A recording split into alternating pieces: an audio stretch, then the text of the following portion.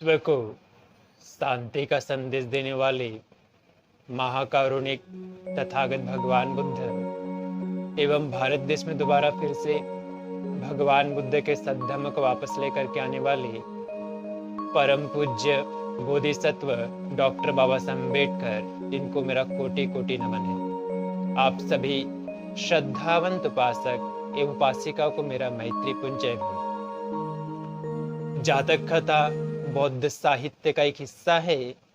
इसमें हम आज देखेंगे सुनहरे रंग का मोर। हिमालय के डंडक हरण्य नामक पर्वत में एक सुनहरे रंग का बड़ा ही सुंदर मोर रहता था। उसके पंखों में लाल रंग का निशान बना हुआ था, लकीर खींची हुई थी, बड़ा ही सुंदर था।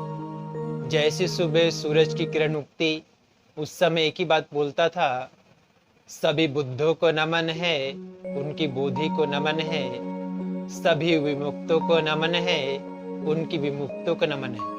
और ऐसा ही जब वो शाम को सोने से पहले भी ऐसा ही बोलता था, सभी बुद्धों को नमन है, उनकी बोधि को नमन है, सभी विमुक्तों को नमन है, उनकी विमुक्तों को नमन है। ऐसा ही गुजर बसर कर रहा था। एक बार वाराणसी के राजा के रानी ने अपने सपने में उस सुनहरे रंग के मोर को देखा और सुबह उठते ही राजा के पास में जिद करने लगी कि मुझे वो मोर ला करके दो, मुझे वो मोर चाहिए करके। तो राजा ने अपने अमात्य को बुलाया कि ऐसा कोई मोर तुमने देखा है क्या? तो शिकारियों को उन्होंने बुलाया। तो शिकारी आके कहने लगे, हाँ राजा, ऐसा एक मोर जो है हिमालय के डंडक हरण्य नामक पर्वत में रहता है, तो उसको पकड़ करके लेके आओ। शिकारी पकड़ने जाते मगर उसको पकड़ ही नहीं पाए। ऐसे करते करते कई दिन बीत गए। कुछ दिनों के बाद में रानी की मृत्यु भी हो गई, मगर उस मोर को लोग नहीं पकड़ पाए। समय बीतने के बाद में राजा की भी मृत्यु हो गई, मगर मृत्यु होने से पहले राजा ने एक तख्ती में ये लिख दिया कि जो कोई उस सुनहरे रंग के मोर के मांस को खाता है वो अजर अमर हो जाता है। उसे एक संदूक में बंद करके रख दिया। अब उसके बाद में जो दूसरा राजा बना, उसने उस तख्ती को पढ़ा। तो उसने पढ़ा कि भाई उस मोर के मांस को खाने से कोई अजर अमर हो जाता है। तो अजर अमर होने के लिए उसने अपने शिकारियों को तैयार किया कि उस मोर को पकड़ के लाओ करके। शिकारियों ने एक रास्ता ढूंढा।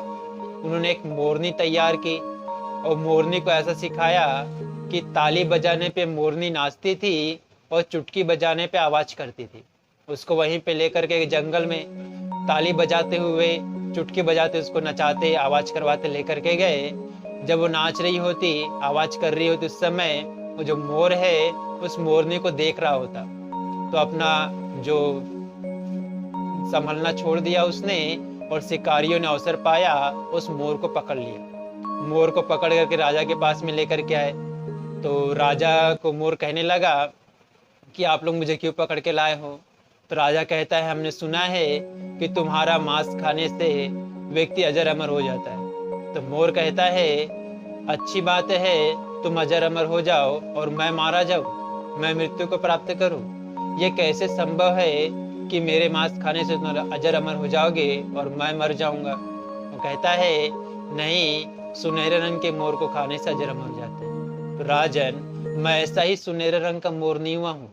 मैंने अपने अनेक जन्मों तक, पूर्व जन्मों में मैंने पंचशीलों का पालन किया। मैं किसी प्राणी की हत्या नहीं करता था, चोरी नहीं करता था, व्यभिचार नहीं करता था, झूठ नहीं बोलता था, किसी की निंदा चुगली नहीं करता था, नस्ली चीजों का सेवन नहीं करता था। इसलिए मैं इस समय बड़ा ही सुंदर रंग का मोर बन करके उत्पन्न हुआ हूँ। राजा ने ऐसी धम्म उपदेश को सुना तो बड़ा ही प्रसन्न हुआ और वो भी स्वयं भी उन पंचशीलों का पालन करने लगा। अपने राज्य में भी उस पंचशीलों का पालन करवाने लगा और उस मोर को स्वतंत्र कर दिया, आजाद कर दिया, और वो मोर जाकर के फिर से अपने ही निवास स्थान पर रहने लगा। इसी प्रकार से ये मोर जातक है।